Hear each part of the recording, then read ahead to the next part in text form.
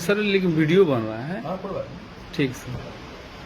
Sir से अनुरोध करें कि हमारे 5 समाज के बच्चों को सर के हाथ हो जाए। ठीक है, बात करेंगे। जी ओके हो गया। मुझे लगता है कि इसको सारी विचार होगा। दोस्तों नमस्कार, मैं आईपी गुप्ता। जैसे कि आपको पता है कि आज मेरी मुलाकात माननीय मुख्यमंत्री के प्रधान सचिव से होना तय थी।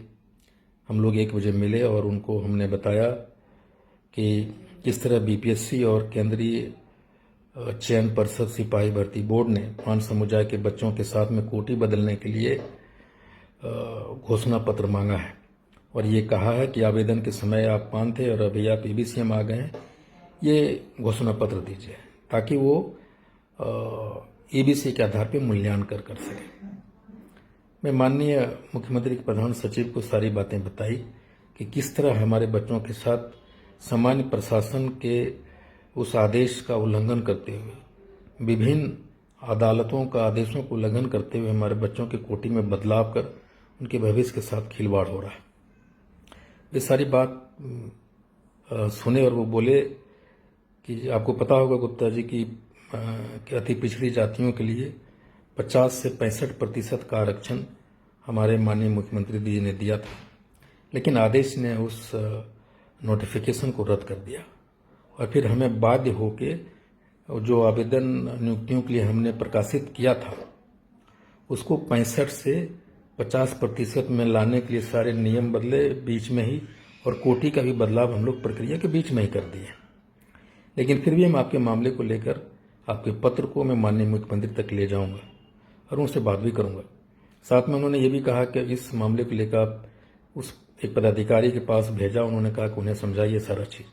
मैं उनके पास गया, वो सारी चीज़ें उनको समझाया तो उन्होंने कहा कि आप एक काम कीजिए, आप एक आवेदन एक पत्र लिखिए उप सभापति प्रोफेसर डॉक्टर राम बच्चन राय जी के नाम और उनसे जाके मिलकर ये पत्र सौंपिए मुख्यमंत्री के पत्र के साथ लगाते हुए और उनको सारी चीज़ों से अवगत कराइए।